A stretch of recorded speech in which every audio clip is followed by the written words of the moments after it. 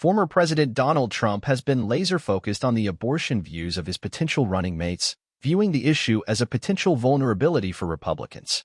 Last month at Mar-a-Lago, former President Donald Trump was dining on the outdoor patio, engaging in his regular habit of stopping by the tables of club members and talking about whatever issue was top of mind. On this day, the GOP's challenges on the issue of abortion became the focus when a member brought up the midterm elections and the hit Republicans took over reproductive rights. According to a source who was present, the member told Trump to pick a running mate who isn't too hardline on the issue. Trump then began making the rounds polling his dinner guests about abortion and the veepstakes. In particular, he asked the diners, who included his campaign aides and club members, what they thought of the vocal anti-abortion rights views of Senator Tim Scott of South Carolina. Would they turn off voters? According to two sources close to Trump, including the person at the dinner, Trump has been laser-focused on the abortion issue, especially when it comes to his vice presidential pick. He sees it as the one major advantage for Democrats and a vulnerability for Republicans. The president understands it as a treacherous issue, one that you can actually trip up and fall on your face with, said the source, a person familiar with his thinking.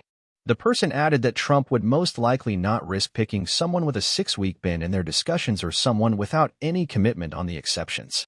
In addition to Scott, the second source said, Trump has been asking about where other potential vice presidential contenders stand on abortion, specifically naming Senator J.D. Vance of Ohio, Representative Elise Stefanik of New York, Representative Byron Donalds of Florida, and Senator Marco Rubio of Florida.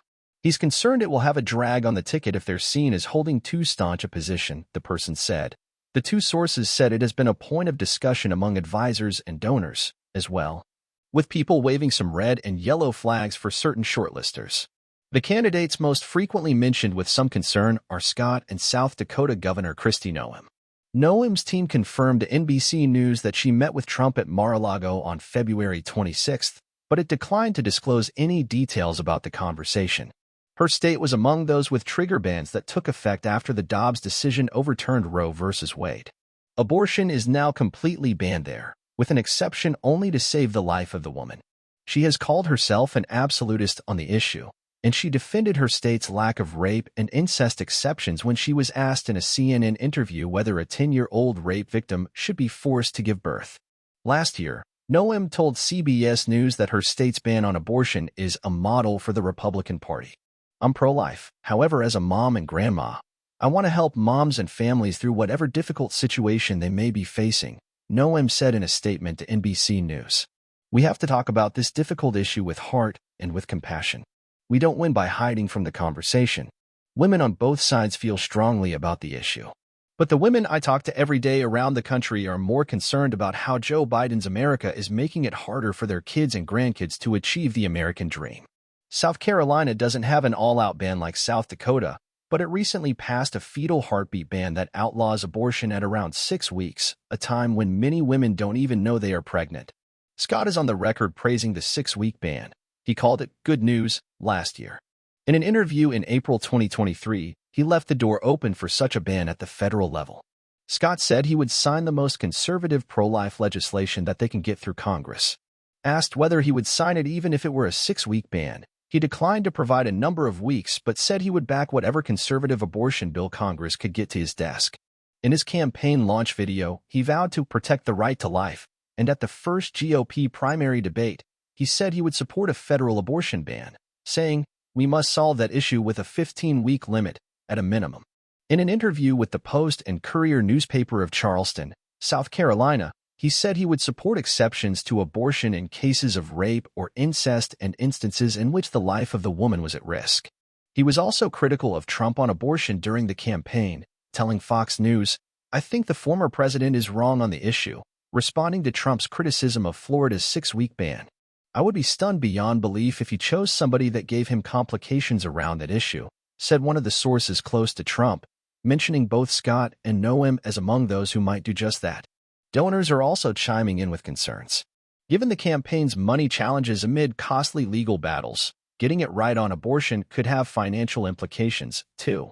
A woman who is a major Trump and GOP donor told NBC News she is wary of a ticket with Scott given his fervent posture on abortion. She said she recently reached out to a Trump advisor to express concern. She said she likes Scott and understands where he's coming from, but worries he would be too hard to sell to voters. We don't have that much bandwidth to explain where he's coming from. We have to explain to women that we trust them. I think his statements on the campaign trail, where he would sign a 20-week or a 16-week or a 6-week abortion ban in a nanosecond, is just, there's no way the Republican Party can withstand that and the Democrats fundraising on that.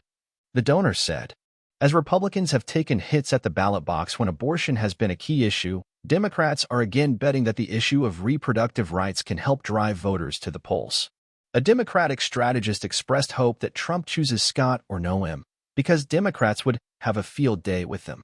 When you have the second highest candidate for office on their ticket supporting these types of policies, that is going to bleed into races all the way down ballot. You would see that in television ads in every state and every race. This just only makes our job easier, the strategist said. Trump is keenly aware of that dynamic. 3 sources said it has been eating at him since the 2022 midterms, when he was highly disappointed in the abortion rhetoric from multiple candidates he himself endorsed. As a result, he has become increasingly focused on how to shift and sharpen the Republican strategy. Abortion is Donald Trump's singular focus in the book of issues. He sees it as existential for the party. He understands how it plays in specific states. He understands how people have played it and won or lost, one of the sources said. Stefanik, another possible running mate pick, has been vocally pro-life and has supported a 15-week federal abortion ban, with exceptions in cases of rape or incest or to save the life of the woman. Stefanik has also supported legislation that would impose prison sentences of up to 5 years on doctors who perform abortions after 20 weeks, with exceptions for rape, incest, and health of the mother. But her stance more closely aligns with what Trump has said both publicly and privately. The New York Times recently reported that Trump likes the idea of a 16-week national ban as he tries to appeal to the majority of Americans who support abortion rights, without alienating his conservative base. The Trump campaign has denied the Times reporting.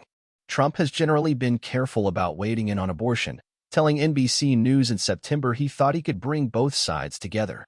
He has criticized members of his party who endorse abortion bans with no exceptions. But he is also inextricably tied to the issue, having named 3 of the conservative Supreme Court justices who ultimately overturned Roe v. Wade. Also on the list is Donald's, whose website declares an anti-abortion position, saying, "Every life is valuable, from conception to natural death, and I will fight to protect the life of every unborn child without exception." Donald's recently said he backs in vitro fertilization, but in 2021, he also co-sponsored the Life at Conception Act, which says people at all stages of life, including the moment of fertilization, cloning, or other moment at which an individual comes into being, have constitutional rights. He didn't co-sponsor the measure when it was reintroduced in the new Congress.